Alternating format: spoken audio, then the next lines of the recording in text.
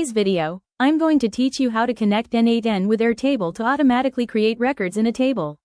This is a great way to save data from forms, APIs, or other apps directly into a structured database. By the end, you'll have a simple, reliable workflow that sends data from n8n to Airtable without manual effort.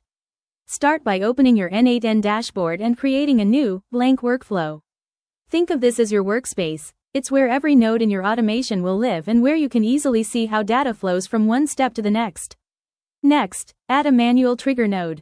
Click Add Node, search for Manual Trigger, and drop it onto the canvas.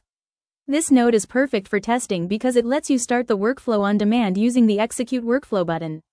It's a safe, repeatable way to validate your setup before you connect it to anything live. Now add the Airtable node. Click Add Node again, search for Airtable, and place it on the canvas. This is the piece that allows n8n to talk to your Airtable base and either send data to it or pull data from it. Connect the nodes by dragging from the manual trigger to the Airtable node. That connection defines the execution order. When you trigger the workflow, the Airtable action will run next. Before the Airtable node can work, set up credentials. Click the Airtable node, open the Credentials section, and choose to create a new credential using an Airtable Personal Access Token. In a separate browser tab, generate a token in your Airtable account, then paste it into n8n and save. Keep your token private and store it securely. This is what authorizes n8n to access your Airtable data. With access set, grab your Airtable base ID. Open the base you plan to use and copy the base ID from the URL.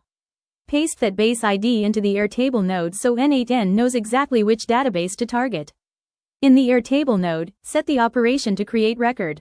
This tells n8n to add a new row to your table. Then, choose the base using your base ID and select the specific table, such as leads, contacts, or orders. Add the fields that match your Airtable columns, like name, email, and message, and fill in sample values to test.